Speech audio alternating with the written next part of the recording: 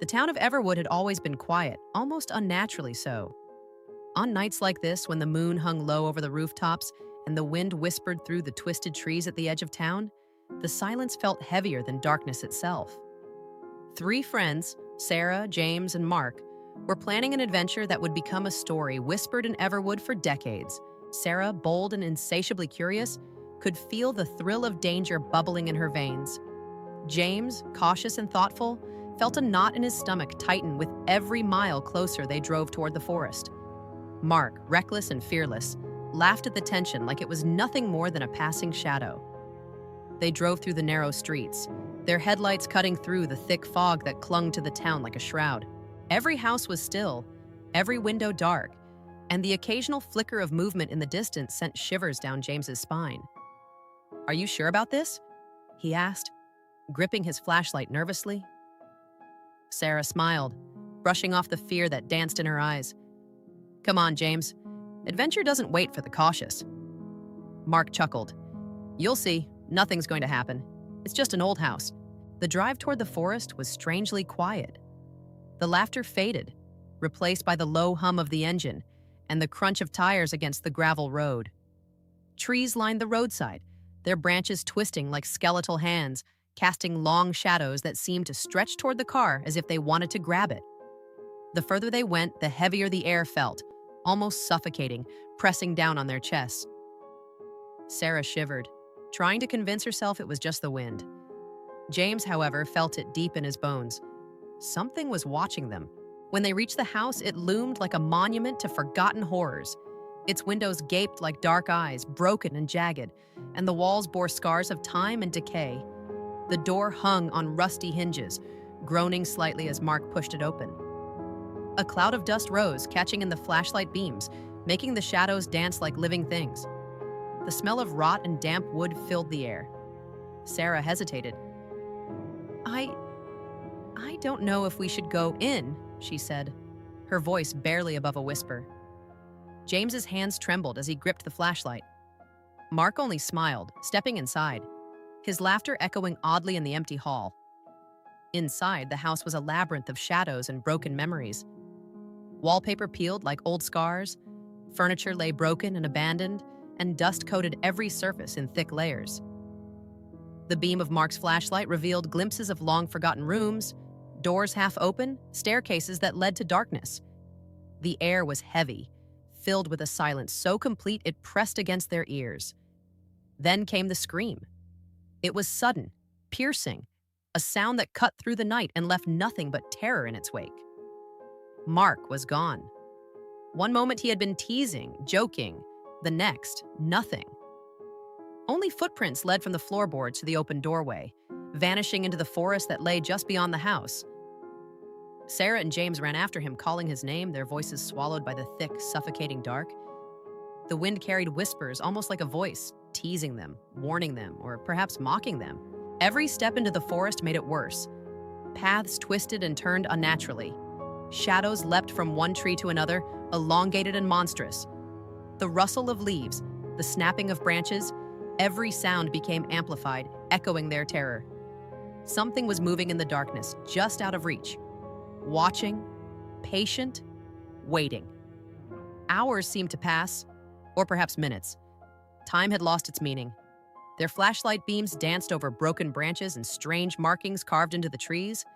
A torn backpack, some scattered papers, and a note with cryptic numbers and symbols lay on the ground.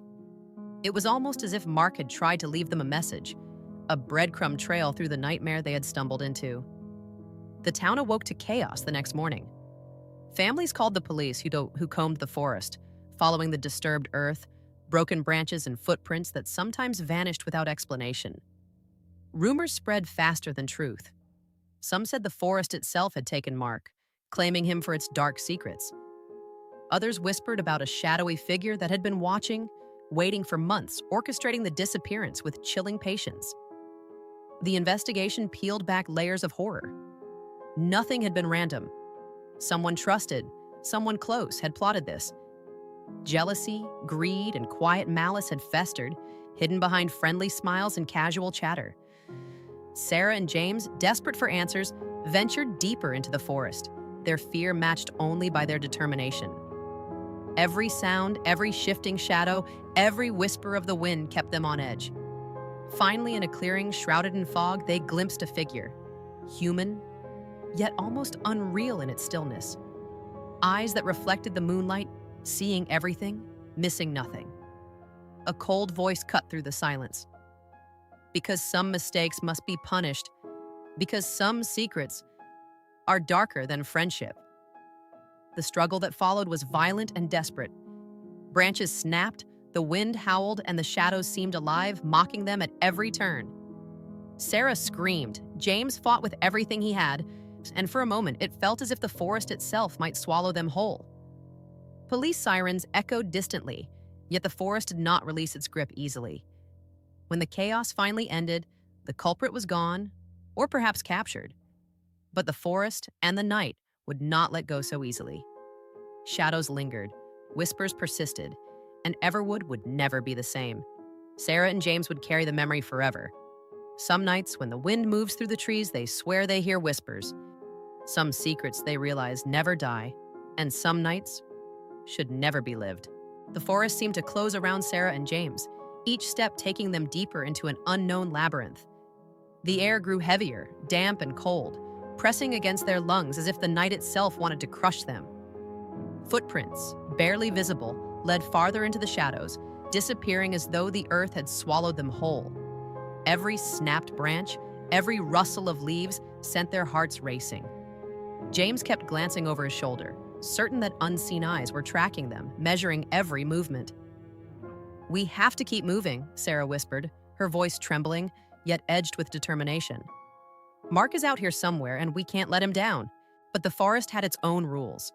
Trees arched overhead like skeletal fingers, blocking out the moonlight, twisting the paths until nothing looked familiar. Shadows leapt from one tree to another, elongated and distorted, playing tricks on the mind. It was impossible to tell reality from illusion. As they pressed forward, they discovered a torn piece of clothing snagged on a branch, Mark's jacket.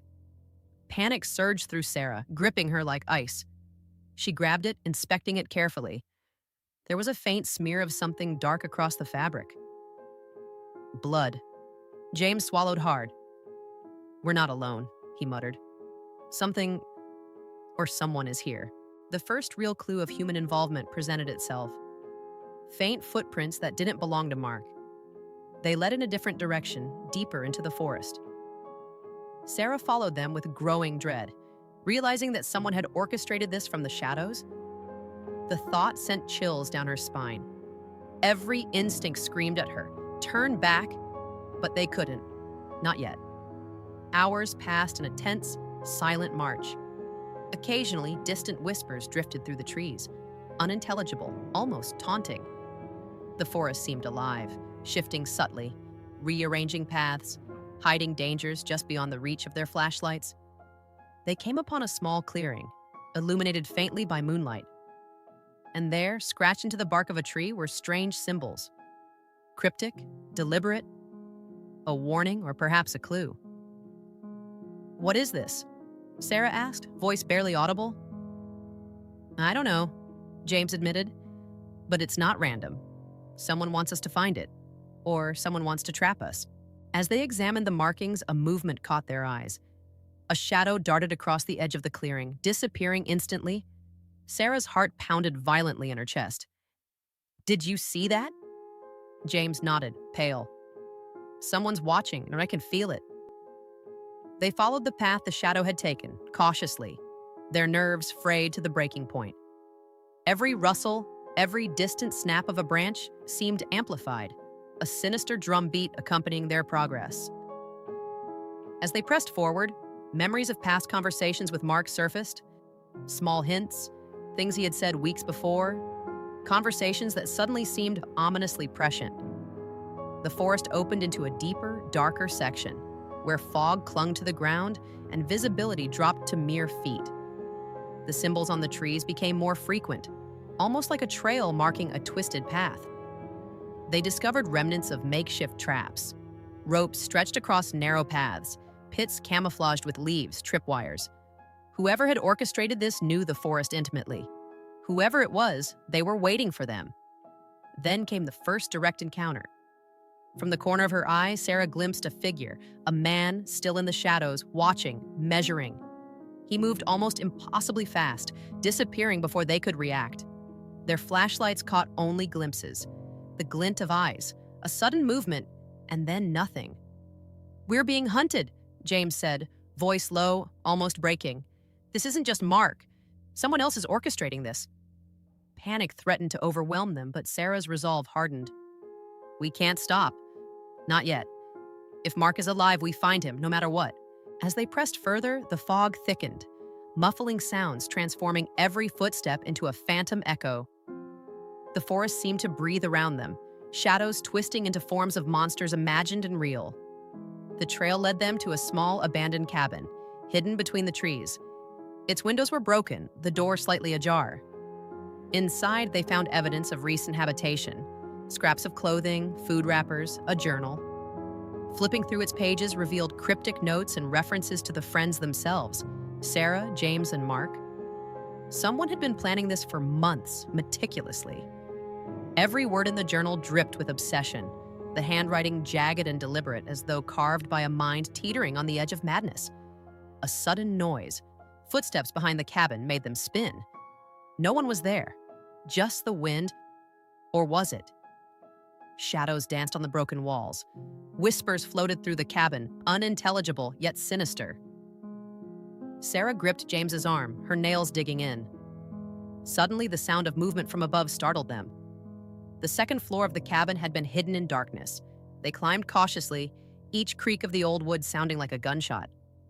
Upstairs, a door led to a small room. Inside, they found a wall covered in photographs, Mark smiling, unaware. Then, other images, Sarah and James, taken without their knowledge. The realization hit like a blow. They had been watched for weeks. Every movement, every word had been observed. A shadow shifted behind them. They spun around, but the figure had vanished. And then a note was left on the floor. "The night has only begun. Keep moving or be left behind." Sarah and James knew the truth. The forest was alive.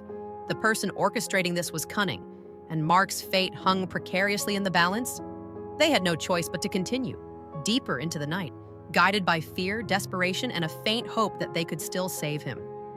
And so, the forest swallowed them once again, whispering its secrets, hiding its dangers, and promising that the nightmare was far from over. The forest seemed endless, a labyrinth that stretched beyond reason, where every tree was a sentinel and every shadow a potential threat. Sarah and James moved cautiously, their footsteps muffled by the thick layer of moss and fallen leaves. The night had grown colder, the fog heavier, and every breath they took felt like inhaling the darkness itself. The forest was no longer just a place. It had become a living entity, one that tested their courage with every step. They stumbled upon remnants of Mark's presence. A torn sleeve snagged on a thorn bush, faint fingerprints on tree bark, footprints barely visible in the damp earth. Each clue both comforted and terrified them. He had been here, alive. But where? And who or what was controlling this night? As they pressed forward, the whispers returned. Soft, almost imperceptible, as if carried by the wind itself. Words that didn't make sense at first, fragments of phrases, half laughter, half warning. They made the hair on the back of Sarah's neck stand on end. James tried to rationalize it. "It's just the wind, the trees, the night playing tricks on us." But neither of them could deny the creeping dread that slithered through their veins. Something or someone was orchestrating this nightmare. They could feel eyes on them at every turn. Hours of wandering brought them to an old abandoned bridge over a shallow creek. Water trickled quietly beneath, reflecting the pale moonlight. There was something unsettling about this bridge. Its boards were rotting, but faint marks suggested someone had crossed recently. And then they found it, a journal soaked from the dew, its pages torn and fluttering. Flipping it open, Sarah's eyes widened. The pages were filled with meticulous notes about the three of them, where they went, what they did, even what they said. Each observation precise, obsessive. The handwriting was jagged, hurried, almost frantic at times, as if the author had spent countless sleepless nights plotting every detail. James glanced around nervously.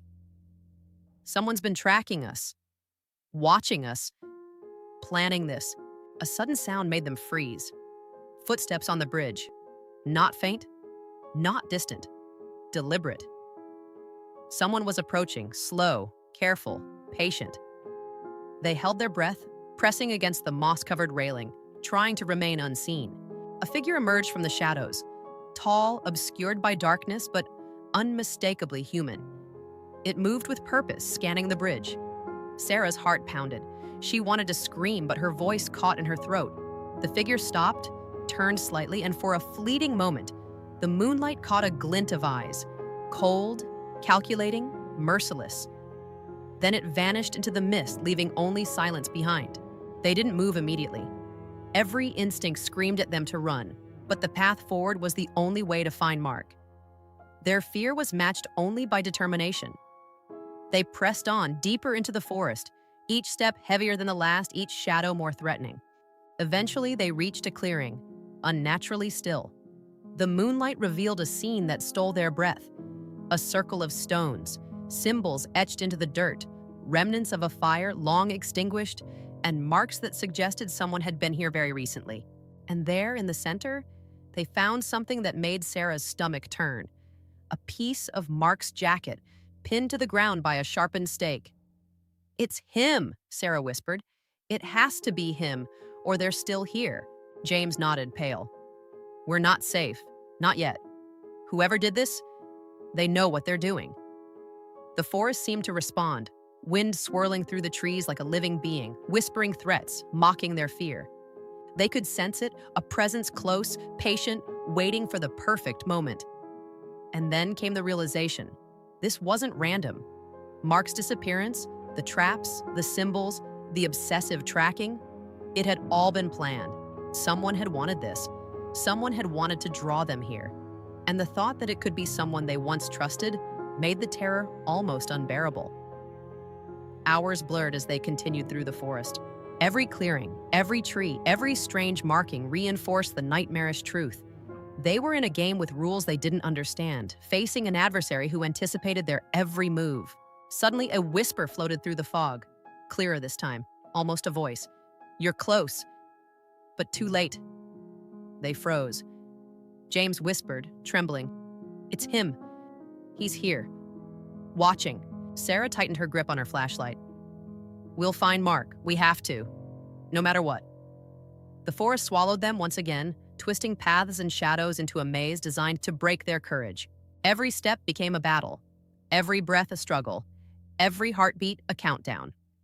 As the night stretched endlessly around them, one thought lingered in Sarah's mind. The nightmare had only just begun.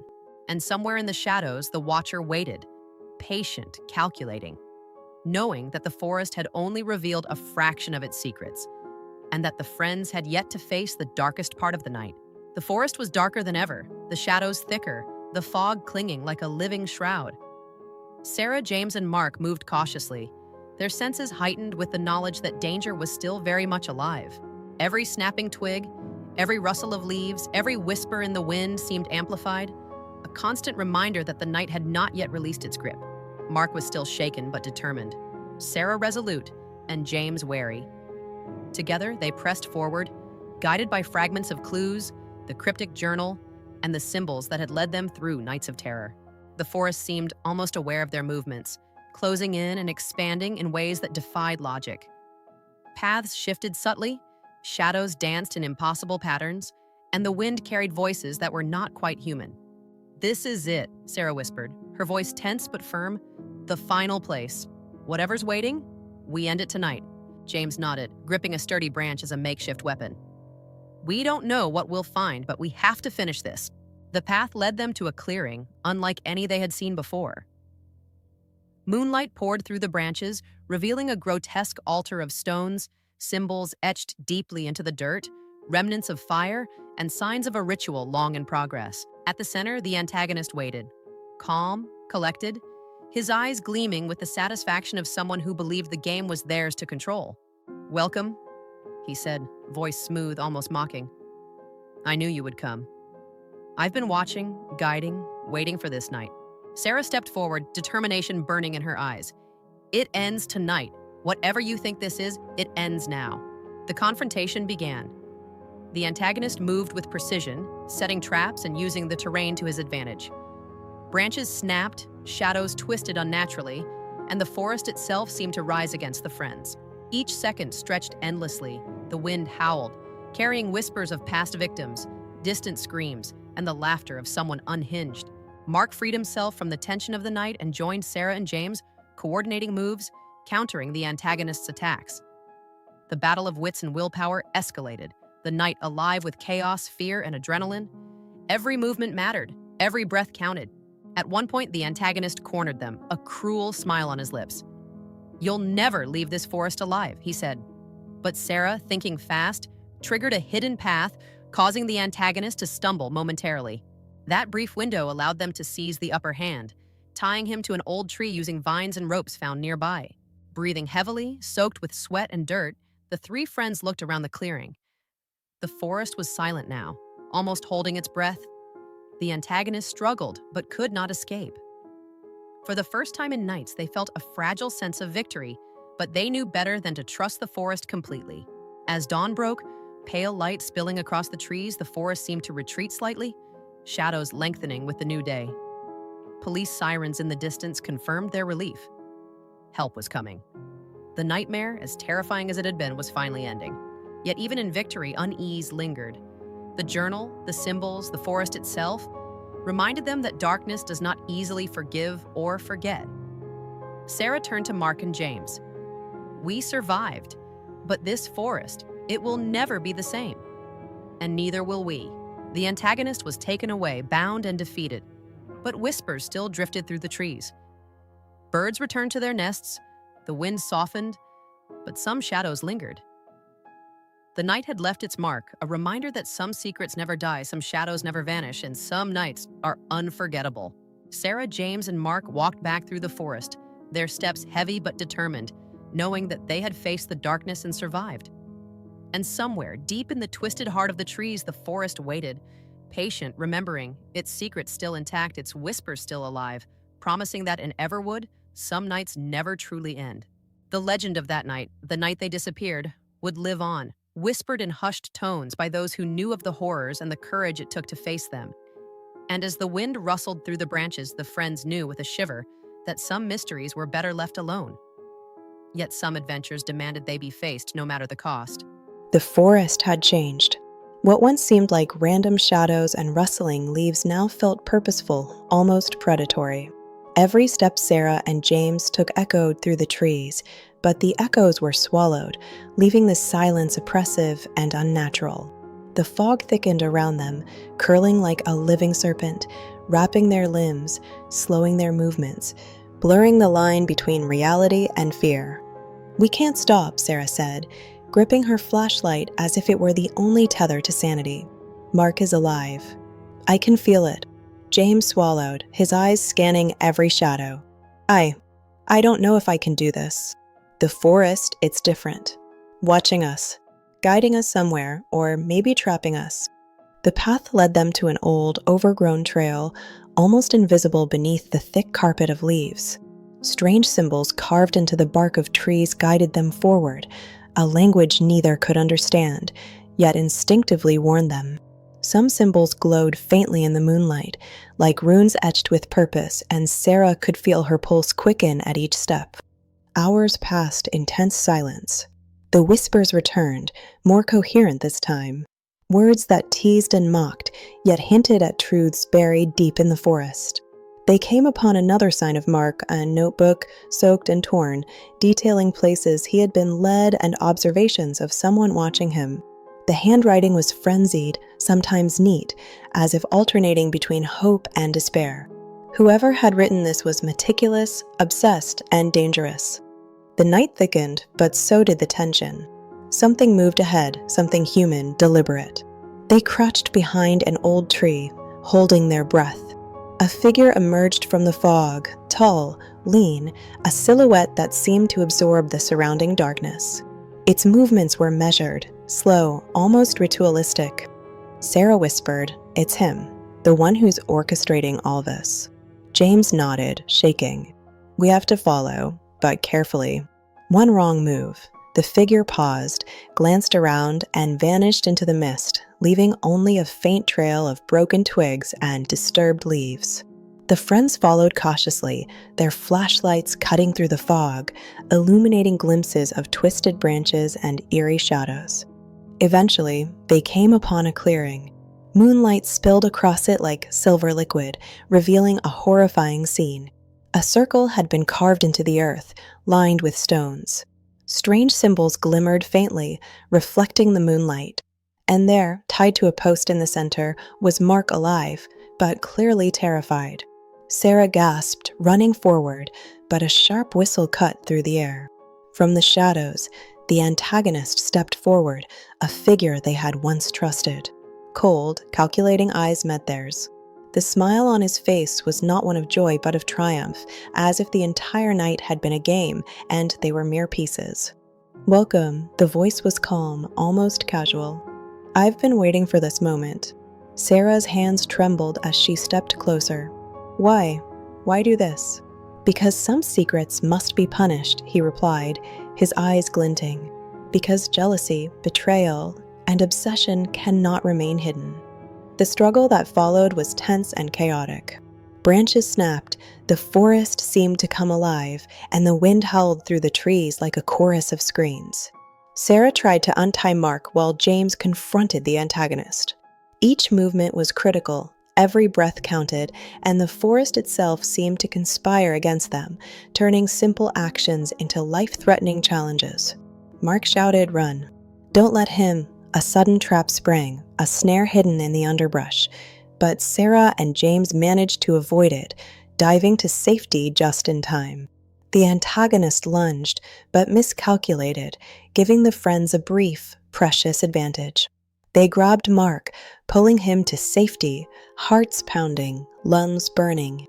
The clearing became a battlefield of wills, the forest a silent witness.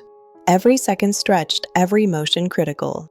Then, just as suddenly as it had begun, the antagonist retreated, disappearing into the shadows, leaving only the journal and cryptic notes behind. Breathing heavily, the three friends regrouped.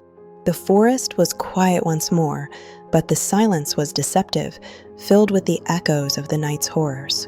Mark was alive, but shaken. Sarah and James were exhausted, their nerves frayed to the breaking point.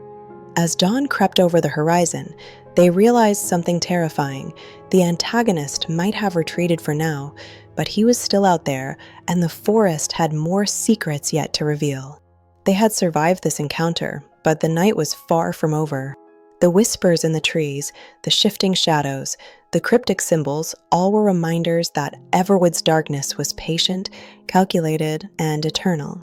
Some secrets, they realized, never die. And the forest, it never forgets.